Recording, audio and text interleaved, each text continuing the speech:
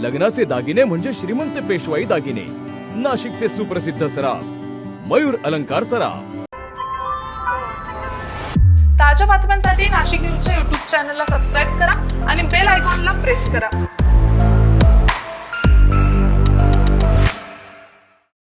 कुष्ठरोग हा शाप नाही तर एक उपचार योग्य आजार आहे। मायकोबॅक्टेरियम लॅप्रे जीवाणूमुळे होणारा हा जुनाट संसर्गजन्य रोग त्वचा, मज्जातंतू आणि नाकाच्या आतील त्वचेवर परिणाम करतो। सुन्नपणा, फिकट पॅचेस, बोटे वाकडी होणे किंवा नाक चोंदणे ही त्याची लक्षणे आहेत। संसर्ग झाल्यानंतर लक्षणे दिसायला 5 ते 20 वर्ष लागू शकतात, पण घाबरण्याचं कारण नाही। मल्टी ड्रग थेरपीने हा रोग पूर्णपणे बरा होऊ शकतो। म्हणूनच वेळेवर निदान करा, उपचार घ्या आणि जागरूकता पसरवा। सार्वजनिक आरोग्य विभाग, नाशिक महानगरपालिका द्वारे जनहितार्थ प्रसारित।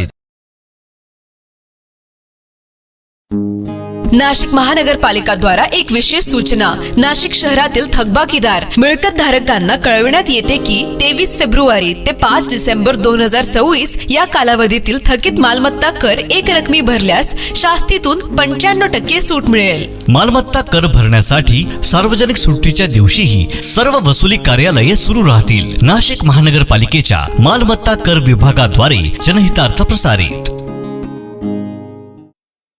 मालेगाव महानगरपालिकेत एका नवीन वादाला तोंड फुटले असून महापालिकेच्या विद्युत विभागात नमाज पठण केल्याचा व्हिडिओ व्हायरल झाल्यानंतर आज सकल हिंदू समाजाच्या आंदोलकांनी आयुक्त दालनात हनुमान चालीसा पठण करून जोरदार निषेध नोंदवलाय। या प्रकरणाची गंभीर दखल घेत पालिका आयुक्तांनी चौकशीचे आदेश दिले असून शहरात राजकीय वातावरण चांगलेच तापले आहे।